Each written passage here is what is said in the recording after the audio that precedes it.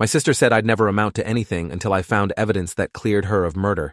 Olivia told me I was worthless at my college graduation, standing in the parking lot outside the ceremony while our parents took photos with her fiancé. She said my communications degree was a joke, that I'd spent 4 years learning nothing useful while she'd built a real career as a prosecutor. She said I'd end up working retail or food service like every other liberal arts graduate who thought critical thinking was a marketable skill. Her voice had that particular edge she used when she wanted to cut deep, the tone that made me feel 12 years old again, listening to her explain why I'd never be as smart or successful as her. I'd driven home alone that day, not staying for the family dinner she'd organized at an expensive restaurant where she'd undoubtedly spend the evening talking about her conviction rate and upcoming wedding. That was 3 years ago. Now Olivia was in county jail, charged with first-degree murder, and I was the only person who believed she might be innocent. The call came from my mother at 6 in the morning, her voice shaking so badly, I thought someone had died. In a way, someone had. Olivia's fiancé, Marcus Delacroix, had been found dead in their shared penthouse apartment with a knife in his chest. Olivia had been arrested at the scene, covered in his blood, with no memory of what happened. The police said it was an open and shut case. The murder weapon had her fingerprints. Witnesses heard them arguing hours before the killing, and she'd been found standing over the body holding her phone like she was about to call for help but hadn't yet. The prosecutor assigned to the case was someone Olivia had worked with for years, and he'd apparently wasted no time filing charges. My mother kept saying there must be a mistake, that Olivia would never kill anyone, that she'd dedicated her career to putting murderers in prison. I'd gotten dressed and driven to the county jail, not because I thought Olivia was innocent, but because she was still my sister, despite everything. The visiting room was exactly like every crime show depicted. Harsh fluorescent lights and metal tables bolted to the floor, and a thick plexiglass barrier separating inmates from visitors. Olivia looked terrible, her perfect prosecutor image completely shattered. No makeup, hair pulled back messily, wearing an orange jumpsuit that hung loosely on her frame. She'd lost weight, though it had only been 48 hours since her arrest. When she saw me, something flickered in her expression. Surprise, maybe, or possibly relief. She picked up the phone on her side of the glass and waited for me to do the same. I sat down and lifted the receiver, and she started talking immediately. She said she didn't do it, that she couldn't have done it, that the last thing she remembered was having dinner with Marcus around 7, and then waking up at 11 with police shaking. Her and Marcus dead on the floor. 4 hours just gone, erased from her memory like someone had cut them out of her timeline. I asked her what they'd been arguing about, the fight that witnesses heard. Olivia's face went carefully blank, that prosecutor mask she wore in court when she didn't want to show emotion. She said it was personal, that it didn't matter because she hadn't killed him regardless of what they'd argued about. I said the police obviously thought it mattered, or they wouldn't have arrested her so quickly. She said the evidence was circumstantial, that she'd been drugged or something, that someone had set her up. I asked who would want to frame her for murder, and she got angry, snapping that if she knew that she'd tell the police, that she wasn't stupid despite what I probably thought. The old dynamic reasserted itself immediately, Olivia lashing out and me absorbing it, because that's what I'd always done. I told her I'd come to help if she wanted it, and she'd laughed bitterly, saying what could I possibly do with my communications degree and my job writing corporate newsletters. She said she needed a real lawyer, not her failure of a brother playing detective. I'd left the jail furious and humiliated, exactly like I'd felt at graduation. But driving home, I kept thinking about those missing 4 hours. Memory loss, that complete, didn't just happen naturally. Olivia had mentioned being drugged, and that seemed plausible if someone really had framed her. The police would have done a toxicology screen, but those took time to process, and she'd already been arrested based on the physical evidence. I pulled over and called my friend Dante, who worked in the county medical examiner's office. Dante had graduated with me, same supposedly useless communications degree, but he'd gone into public information and now handled media requests for the ME. He had access to case files and autopsy reports, though sharing them would violate about 6 different policies. I explained the situation and asked if he could check whether Olivia's tox screen had come back yet. Dante said he'd look and call me back, though he warned me not to get my hopes up because drugging someone then framing them for murder was movie plot stuff that rarely happened in reality. Dante called back 3 hours later with information that changed everything. Olivia's blood work showed high levels of rohypnol, the date rape drug, along with elevated alcohol content. The combination would absolutely cause memory loss and blackouts. More interesting, Marcus's autopsy revealed defensive wounds on his hands and arms consistent with fighting off an attacker, but the angles were wrong for Olivia. Marcus was 6'2" and athletic. Olivia was 5'6" and thin. The ME's preliminary report noted that the killer would have needed significant height and strength advantages to inflict wounds at those angles, suggesting someone substantially taller than Olivia had stabbed Marcus while he tried to defend himself. Dante said this information hadn't been released to the defense yet, because the full autopsy report was still being written, but it directly contradicted the prosecution's narrative that Olivia had stabbed Marcus in a rage. I asked Dante if he could send me copies of the reports, and he said absolutely not, that he'd already risked his job telling me this much. But he said he'd accidentally leave his office unlocked during lunch tomorrow if I happened to be in the building. I spent that night researching everything I could find about Marcus Delacroix. Olivia had been with him for 2 years, and they'd gotten engaged 6 months ago. He worked in real estate development, specifically luxury condos and commercial properties. His social media showed a carefully curated life of expensive restaurants, exotic vacations, and charity galas.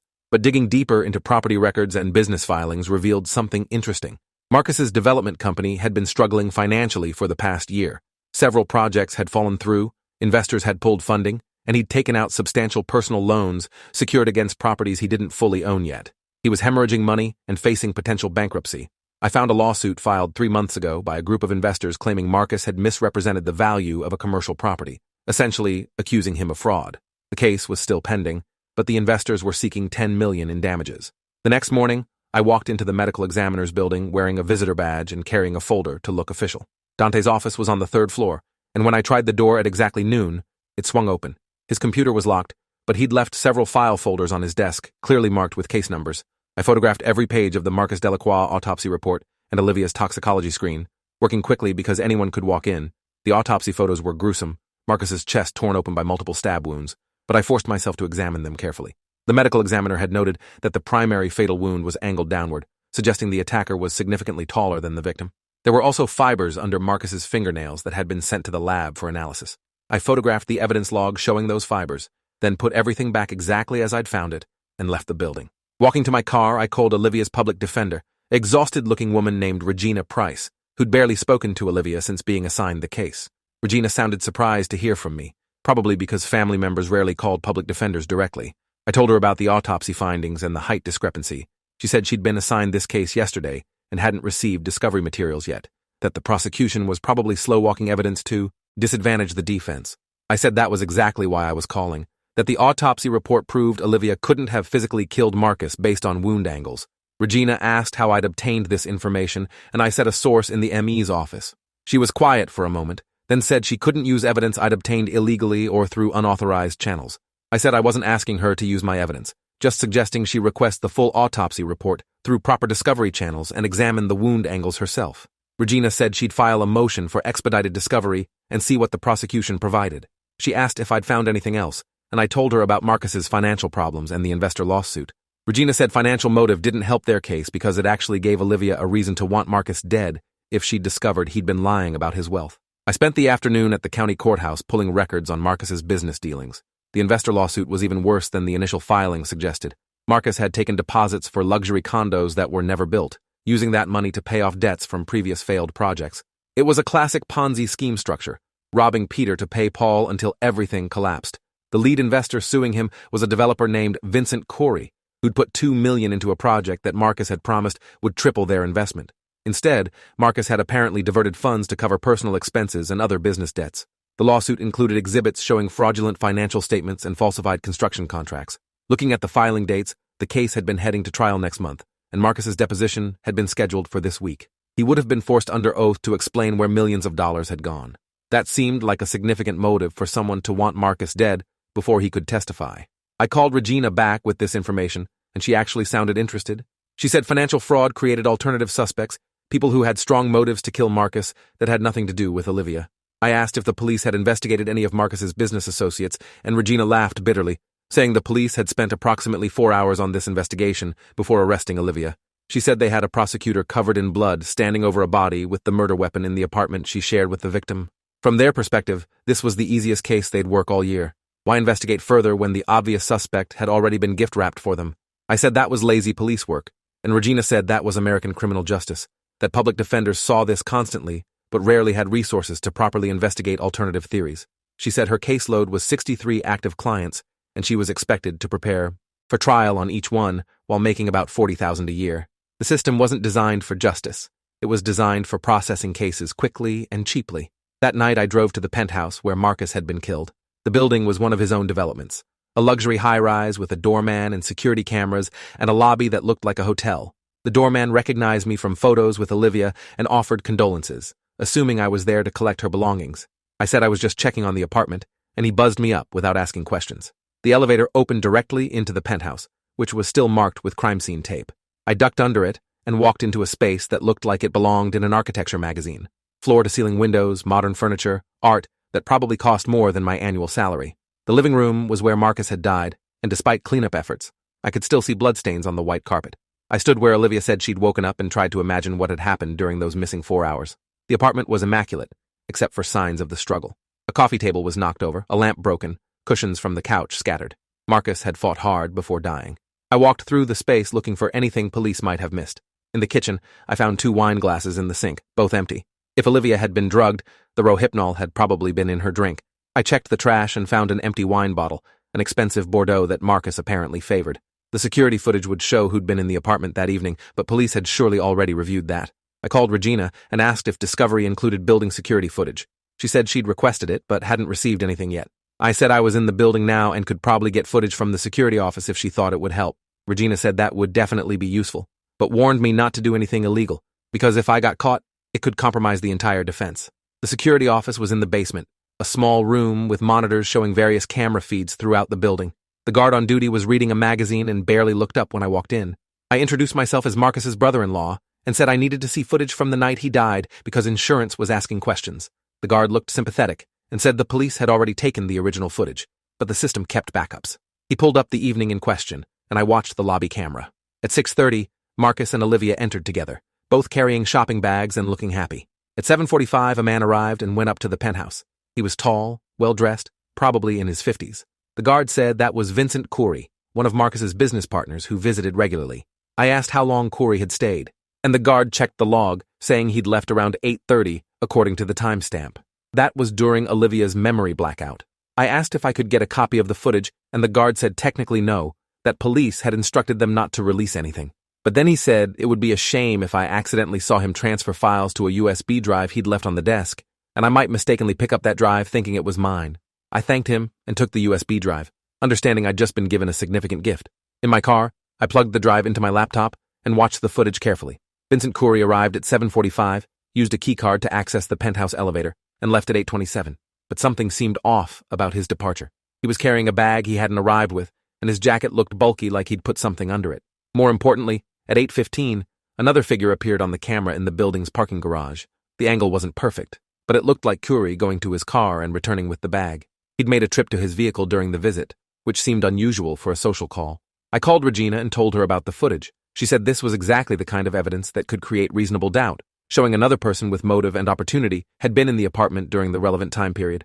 I said Corey had the clearest financial motive to want Marcus dead, and his presence during Olivia's blackout was highly suspicious.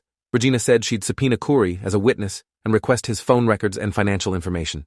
She warned me that proving Corey killed Marcus would be extremely difficult even with this evidence, but creating reasonable doubt about Olivia's guilt was a lower bar. If we could show the jury that someone else with strong motive was present and unaccounted for, it might be enough to acquit. I asked what I should do next, and she said, honestly, I'd already done more investigation than she'd have time to do with her caseload. She said if I wanted to keep digging, I should focus on establishing Corey's motive and opportunity more concretely. I spent the next week becoming an expert on Vincent Corey's business dealings. He owned a development company that had competed with Marcus for projects throughout the city. But 2 years ago, they'd formed a partnership on the luxury condo project that was now the subject of the lawsuit. Corey had invested heavily based on Marcus's projections and promises. When the project collapsed, Corey had lost not just his investment, but also his reputation. Other investors had pulled out of future deals, and his company was facing financial difficulties that threatened to destroy what he'd built over 30 years. Court documents showed Corey's lawyers arguing that Marcus had deliberately defrauded him, knowing the project would fail but taking Corey's money anyway. The lawsuit depositions revealed Corey had confronted Marcus multiple times about the missing funds, and Marcus had apparently promised to make things right, but never did. I found a news article from 6 months ago where Corey gave an interview about the commercial real estate market. In it, he'd mentioned working with partners who'd turned out to be less honorable than he'd expected, clearly referencing Marcus without naming him. The reporter asked if he'd take legal action, and Corey had said he was pursuing all available remedies to recover his losses. Reading between the lines, he'd been furious and desperate. Desperate people did desperate things, and murder certainly solved the problem of Marcus testifying about financial fraud. If Marcus died before trial, the lawsuit would probably be dismissed or settled quietly with his estate. Corey could potentially recover some money without the public humiliation of Marcus confessing to fraud in open court. I needed to talk to Corey directly, but approaching a potential murderer seemed unwise. Instead, I created a fake identity as a journalist, writing about Marcus's death and the luxury real estate market. I called Curie's office and said I was doing a profile on Marcus's career and wanted to include perspectives from his business partners. Curie's assistant said he wasn't giving interviews about Marcus, but I persisted, saying I'd already spoken to several other developers and just wanted his comment on their partnership. The assistant said she'd ask and call me back. 2 hours later, my phone rang. Curie himself was on the line, and his voice was smooth and professional. He said he'd be willing to meet briefly to discuss Marcus's contributions to the development community, though he'd need to be careful about what he said given the ongoing litigation. We met at a coffee shop downtown, and Curie arrived exactly on time wearing an expensive suit that projected success even though I knew his company was struggling.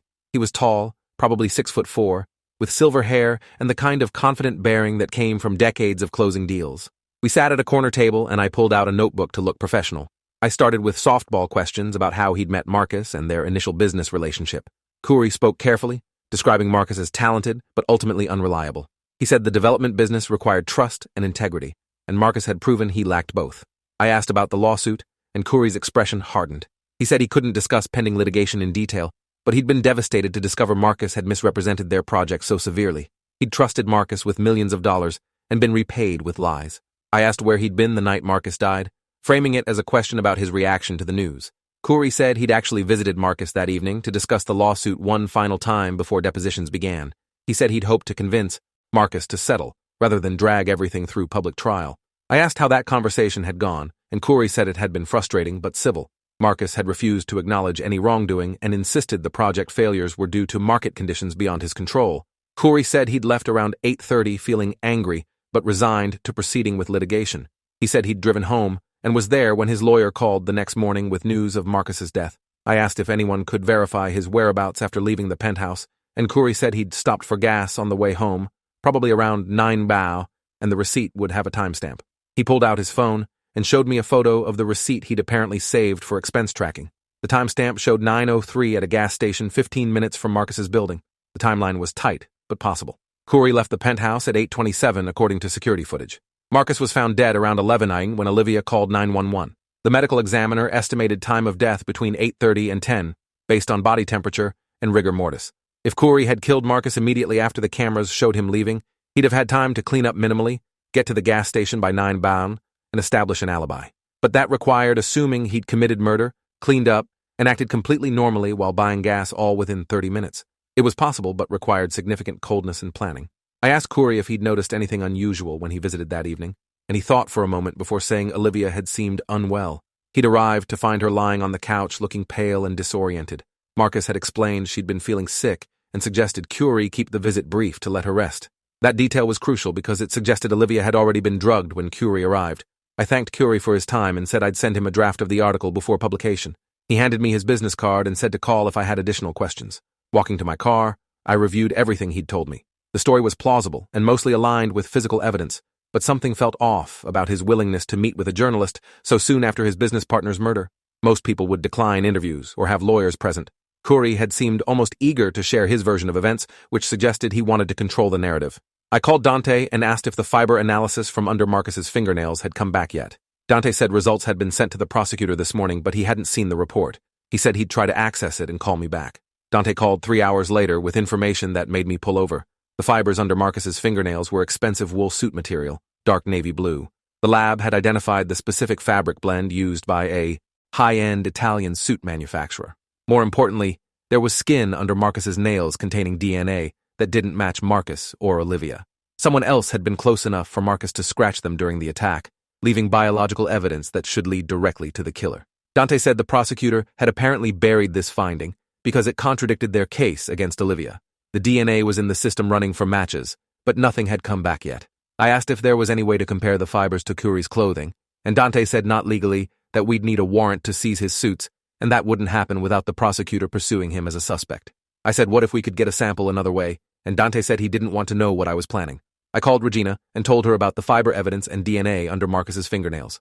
She was silent for a long moment, before saying this was potentially exculpatory evidence that should have been disclosed immediately. She said she'd file an emergency motion to compel discovery and request DNA testing of all potential suspects, including Vincent Curie. I said the prosecutor would fight that motion because it undermined their entire case. Regina said that was exactly why we needed to file it, that withholding exculpatory evidence was prosecutorial misconduct that could get the case dismissed entirely. She said she'd draft the motion tonight and file it first thing tomorrow morning. She asked if I could document exactly how I'd learned about the evidence, and I said my source in the ME's office had informed me informally. Regina said she'd need to be careful about how she presented this, to avoid revealing Dante had leaked confidential information. That night, I couldn't sleep, thinking about everything I'd learned. Olivia had been drugged and framed for a murder she didn't commit. Vincent Khoury had been in the apartment during the relevant time period, had strong financial motive, and physically matched the height requirements for the wound angles. DNA evidence under Marcus's nails should identify the real killer if properly tested. But the prosecutor was apparently willing to let an innocent woman go to prison, rather than admit they'd charged the wrong person. I thought about Olivia's career as a prosecutor, all the times she'd stood in court arguing for convictions based on circumstantial evidence. She'd been so confident in the system, so sure that justice worked. Now she was experiencing firsthand how easily innocent people could be railroaded when prosecutors prioritized conviction rates over truth. The emergency motion hearing happened Friday morning in front of Judge Teresa Okafor, a respected jurist known for being strict but fair. Regina argued passionately that the prosecution had withheld critical exculpatory evidence showing another person's DNA under the victim's fingernails. The prosecutor, a man named Douglas Fincher who'd worked with Olivia for years, argued that the evidence was still being processed and would be disclosed through normal discovery timelines. Judge Okafor asked when the prosecutor had received the DNA results, and Fincher admitted it had been 3 days ago. The judge said 3 days was more than enough time to disclose evidence of another potential suspect, and she was troubled by the delay. She ordered the prosecution to immediately provide all forensic evidence to the defense, including DNA analysis, fiber comparisons, and toxicology reports. She also ordered DNA samples collected from Vincent Khoury and any other individuals with documented presence at the crime scene during the relevant time period. Fincher objected strenuously, saying they couldn't compel DNA samples from potential witnesses without probable cause.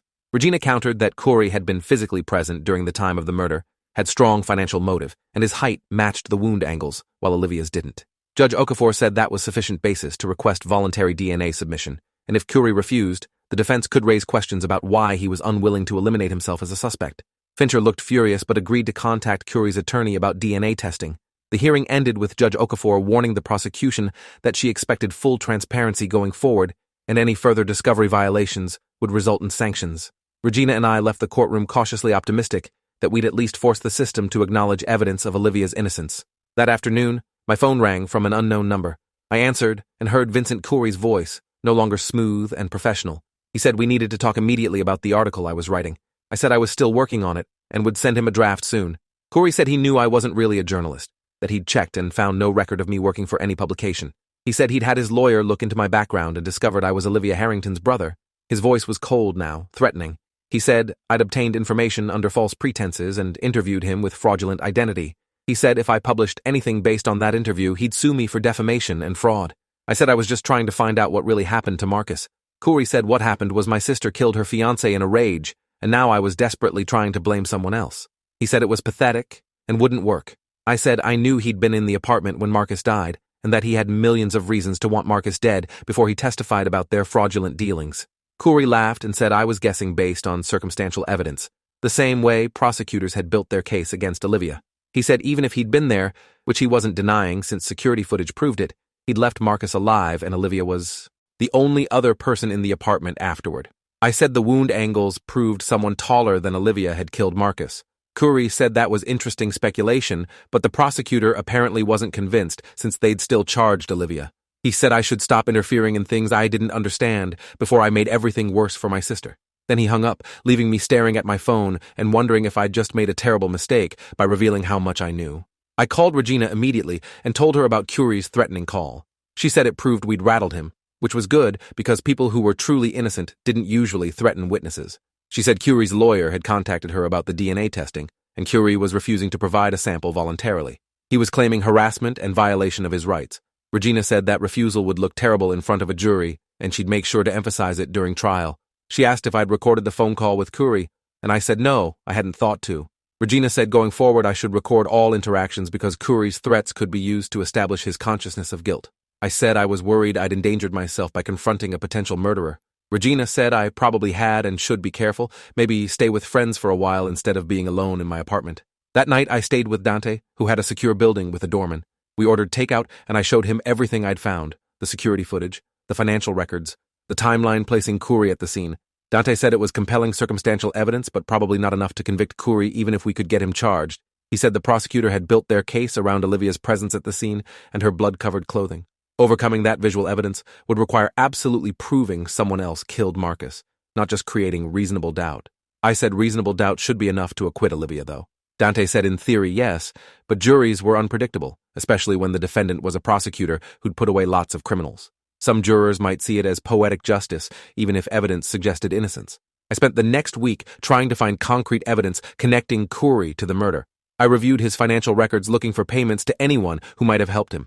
I checked his phone records from that evening looking for calls or texts that might be incriminating. I found nothing definitive, just circumstantial pieces that fit together into a possible narrative, but didn't prove anything beyond doubt. Khoury had been careful, and if he'd planned this murder, he'd done it in a way that minimized evidence. The DNA under Marcus's fingernails was our best hope, but Khoury's refusal to provide a sample meant we couldn't test it against him directly. Regina said she could. Theoretically, get his DNA from something he'd touched, like a coffee cup or a door handle, but that would be ethically questionable and possibly inadmissible. The trial began 3 weeks later with jury selection. Regina had warned me it would move quickly because the prosecution's case was straightforward. They'd present the physical evidence, the security footage, showing no one except Khoury entered or left during the relevant time, and Olivia's inability to account for 4 hours of time. Regina's strategy was to create reasonable doubt by highlighting the drugging, the DNA evidence, and Khoury's presence and motive. She'd subpoenaed Khoury as a defense witness, and he'd have to testify about being in the apartment and his financial disputes with Marcus. If we could make him look guilty enough, the jury might acquit Olivia even without definitive proof of who really killed Marcus. The prosecution's opening statement painted Olivia as a woman who'd discovered her fiancé's financial lies and killed him in a rage. Fincher described the bloody scene, the weapon with her fingerprints, her presence alone with the body. He said the rohypnol in her system was either self-administered to create an alibi or possibly given by someone after the murder to explain her behavior. He said the defense would try to blame a business associate, but Vincent Khoury had left the apartment before Marcus died and had no blood on his clothes or body. The prosecution's case was exactly as predicted, strong on physical evidence and weak on actual proof of guilt. Regina's opening statement focused on reasonable doubt. She described Olivia as a victim of drugging and framing, someone who'd woken up to find her fiancé dead and herself covered in blood with no memory of how it happened. She said the real killer had used Olivia's presence to mask their own crime, knowing police would focus on the obvious suspect. She promised to show evidence of another person's DNA under the victim's nails, wound angles inconsistent with Olivia's height, and a witness with millions of reasons to want Marcus dead. The medical examiner testified on day 2, and Regina's cross-examination was brutal. She walked the ME through the wound angles step by step, making him admit that the downward trajectory required significant height advantage over the victim. She had him measure the angles in front of the jury, demonstrating that someone of Olivia's height couldn't have created those wounds unless Marcus had been lying down, which the ME's report indicated he hadn't been. The ME admitted under questioning that his report had noted this discrepancy, but the prosecution had told him it wasn't relevant to their case. Regina asked if he thought a defendant's physical inability to commit a crime was relevant, and the ME said of course it was relevant, but he didn't make charging decisions. The jury watched this exchange carefully, several of them taking notes. The DNA testimony came on day 3, from a forensics expert who'd analyzed the samples under Marcus's fingernails. The expert confirmed that skin and fabric fibers had been found, containing DNA that didn't match either Marcus or Olivia. Regina asked if this suggested a third person had been present during the attack, and the expert said yes, that Marcus had clearly scratched someone during the struggle. Regina asked if that person was likely the killer, and the expert said it was certainly possible that defending himself would have caused Marcus to scratch his attacker. The prosecution's redirect tried to minimize this testimony by suggesting the DNA could have been from anyone Marcus had contact with that day. But Regina's recross established that the DNA was found under the nails along with fibers from expensive clothing, suggesting physical struggle rather than casual contact. Vincent Khoury testified on day 4, and he was a polished witness who stuck carefully to his story. He described visiting Marcus briefly to discuss their lawsuit, finding Olivia sick on the couch, having a tense but civil conversation with Marcus, and leaving around 8:30. Regina's cross-examination focused on his financial motive and timeline. She showed him the lawsuit documents detailing how much money he'd lost, establishing that Marcus's death benefited him financially. She asked about the bag he'd been seen carrying out of the building, and Khoury said it contained business documents Marcus had returned to him. Regina asked why he'd made a trip to his car during the visit, and Khoury said he'd retrieved a contract he'd wanted Marcus to review. Regina asked if he'd provide that contract for the court, and Khoury said he no longer had it, that Marcus had kept it. Regina said how convenient that the only person who could verify this story was dead. Regina asked Khoury about his clothing that evening, specifically whether he'd been wearing a dark navy suit. Khoury said he didn't remember exactly what he'd worn. Regina showed him security footage from the building lobby, showing him in a dark suit. She asked if he still owned that suit, and Corey said he probably did unless he'd donated it. Regina asked why he'd refused to provide a DNA sample if he had nothing to hide. Corey's lawyer objected, saying the Fifth Amendment protected his right against self-incrimination. Regina said that was interesting since innocent witnesses had no need to invoke the Fifth Amendment. The judge sustained the objection, but the jury had heard the exchange. Regina asked if Corey had scratches or marks on his body the day after Marcus died. Corey said he didn't think so, but it had been months, and he couldn't remember every minor injury. Regina showed him the forensics report about DNA under Marcus's nails and asked if that DNA might be his. Corey's lawyer objected again, and the judge told Regina to move on. The prosecution rested their case after 5 days, and Regina called only 3 witnesses. A toxicologist who explained that the rohypnol levels in Olivia's blood were consistent with forced drugging rather than recreational use. A private investigator I'd hired to document Corey's movements, who testified about following Corey for weeks and photographing him in the same dark navy suit seen on security footage. And finally, me. Regina asked me to describe my investigation, and I walked through everything I'd found. The security footage placing Corey at the scene, the financial motive, the missing 4 hours of Olivia's memory. The prosecutor objected repeatedly, saying my testimony was hearsay and speculation. Judge Okafor sustained some objections but allowed most of my testimony, noting that I'd conducted an independent investigation that had uncovered evidence the police had ignored. The prosecutor's cross-examination was aggressive. Fincher suggested I was a failed law school dropout who'd spent the last 3 years resenting my successful sister. He said I'd fabricated this investigation to get revenge for years of her treating me as a disappointment. He said I had no real evidence, just circumstantial connections I'd assembled to create a conspiracy theory. I said I hadn't fabricated the autopsy report showing wound angles inconsistent with my sister's height. I hadn't fabricated the DNA under Marcus's nails. I hadn't fabricated Vincent Corey's presence at the scene during the murder. Fincher said I'd violated multiple laws and ethics rules during my investigation, including impersonating a journalist and obtaining confidential medical records. I said I'd done what was necessary to find the truth when the prosecutor's office was more interested in securing a conviction than seeking justice. Closing arguments happened on day 8. Fincher told the jury not to be distracted by complicated theories about business disputes and mysterious third parties. He said Olivia Harrington had been found covered in her fiancé's blood with the murder weapon in her apartment. He said the defense wanted them to ignore those facts and instead believe an elaborate story about drugging and framing with no concrete proof. He said Vincent Corey had cooperated with police, provided his alibi, and had no blood or physical evidence connecting him to the murder. He said the defense's entire case was built on speculation by a biased brother who'd spent years resenting his sister's success. Regina's closing argument was passionate and focused. She said the prosecution hadn't proven guilt beyond reasonable doubt, that multiple pieces of evidence pointed to someone else killing Marcus. She said Olivia's drugging was documented fact, not speculation. She said DNA under the victim's nails proved another person had been present during the attack. She said Vincent Corey had millions of reasons to want Marcus dead and had been in the apartment at exactly the right time. She said if the jury had any doubt about Olivia's guilt, they were legally required to acquit. The jury deliberated for 2 days, which Regina said was a good sign. Quick verdicts usually meant conviction based on obvious evidence. Long deliberations suggested the jury was genuinely weighing reasonable doubt. On the afternoon of day 2, we got word the jury had reached a verdict. The courtroom was packed with media and observers who'd followed the trial. Olivia was led in wearing the same orange jumpsuit she'd worn for 3 months. She looked thin and exhausted, her professional prosecutor persona completely stripped away. The judge asked the jury foreman to read the verdict.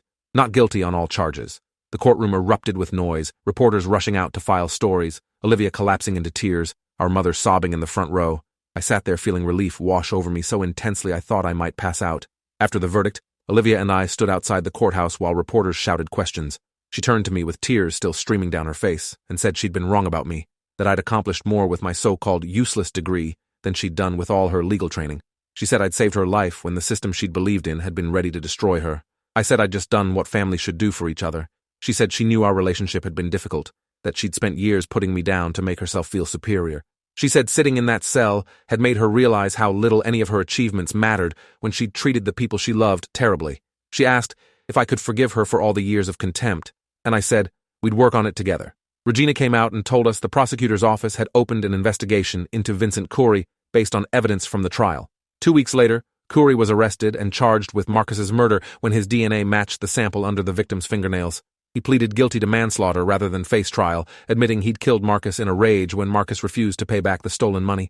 He claimed the rohypnol in Olivia's wine had been Marcus's idea, something Marcus had done to take advantage of her, and Corey had just taken advantage of the situation after Marcus was dead. The statement was probably partially true and partially self-serving, but it didn't matter. Olivia was free, and the real killer was going to prison. 6 months later, I opened my own investigation firm specializing in wrongful conviction cases, working with defense attorneys to find evidence prosecutors had buried or ignored. Olivia joined me as a legal consultant after she was reinstated to the bar, using her prosecutorial experience to identify systemic failures. On my office wall, I framed my communications degree next to a newspaper headline about Olivia's acquittal. Some people spend their whole lives trying to prove their worth to family members who can't see them clearly. I'd spent 3 months proving my sister's innocence, and found my own purpose in the process. That was worth more than any validation she could have given me. If you enjoyed this, you'll definitely want to see the next ones too. So subscribe now, and let me know your take in the comments.